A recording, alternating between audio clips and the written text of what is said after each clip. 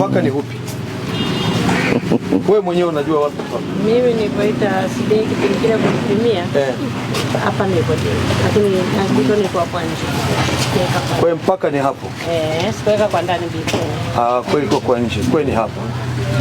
Kwa mama unajua mpaka wako ni hapa. Hizi siku za nyuma kabla hatuja nani ilikuwa inaonekana manake mzee mwenyewe marehemu mwenye nyumba alikuwa fundi ujenzi. Mpaka alikuwa ameweka hapa. Kwa ndani ni kwa ndani kidogo. Kuna kimfereji fulani yeye alikuwa fundi ujenzi, kwa hiyo ndio ilikuwa mpaka wake. Unaona? Lakini jirani yangu alipokuja CDA ndio akawa amemuelekeza hivyo. Lakini kwa sasa hivi sababu simeishi muda mrefu. Hamna shida, hamna tatizo. Haya. Kwa huku twende mpaka ni wapi? Kwa huku nakumbuka mpaka ulikuwa ni hapa.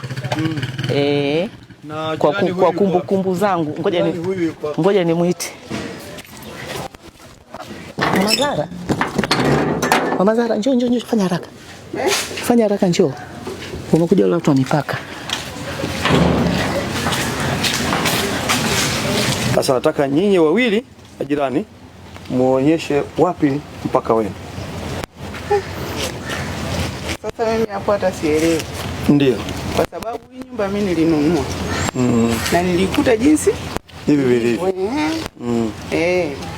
Okay.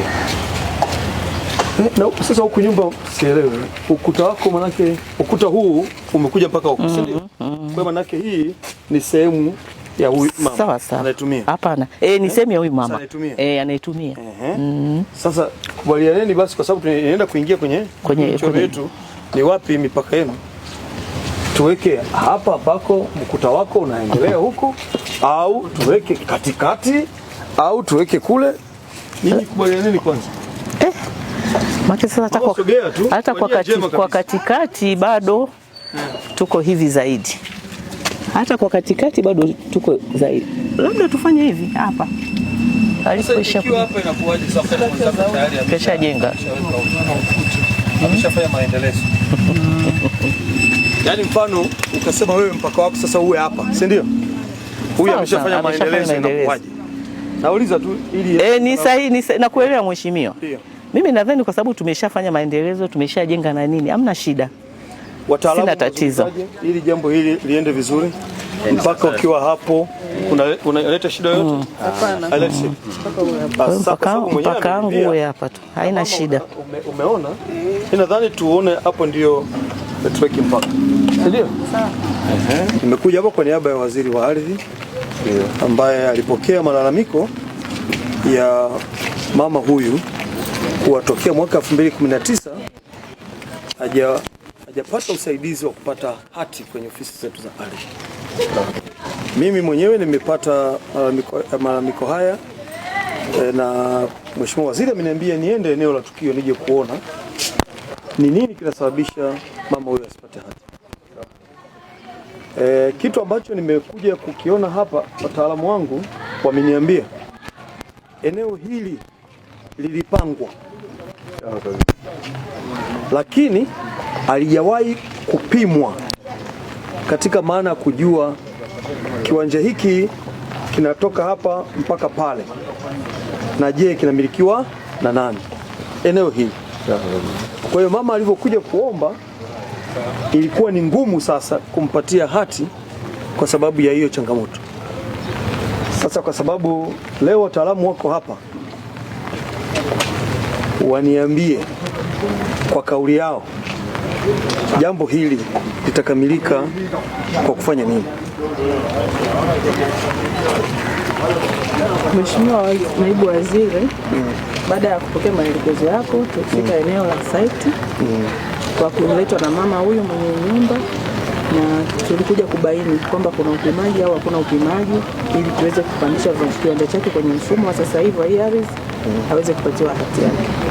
Lakini baada ya kuchukua vipimo na kwenda kwenye kumbukumbu za nyaraka zetu za upimaji, tulibaini eneo hili lilipangwa tu kama block, lakini viwanja kama viwanja ndani havijafanyiwa upimaji.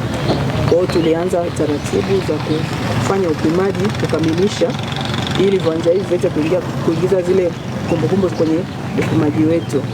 Na baada ya hapo sasa viwanja vitakuwa vimeingia kwenye mfumo tayari kwa ajili ya kumilikishwa. Maana yake tatizo la msingi limetatuliwa. Ndio.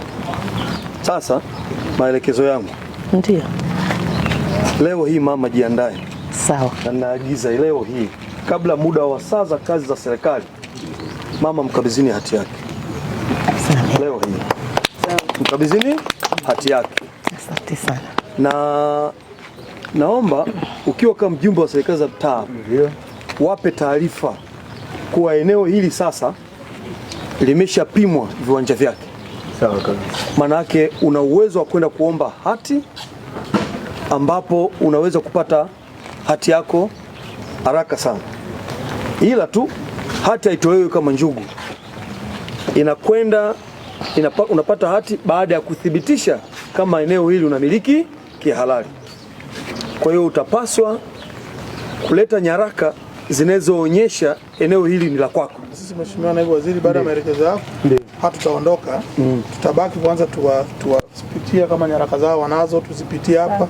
Kuna tukizana nazo tutarudi ofisini, lakini tutahakikisha mtu yoyote, tukianza na mama ambaye leo kama ulivyotoa maelekezo atapata hati yake, na wengine nao hatapita hata wiki moja na kila mtu atapata hati yake. Na tutakuwa yoyote, nitatoa namba yangu, akiwa na shida yote ananiona mimi, then mimi ndo nitakuwa nashughulika na maafisa wenzangu. Tunashukuru sana. Asante sana. Asante sasa sana. Wewe ndio umetafsiri na kuelewa maelekezo ya Daktari Mwigulu Lameck Nchemba, Waziri Mkuu wa Jamhuri ya Muungano wa Tanzania, aliyosema nendeni kwa wananchi mkawasikilize kero zao.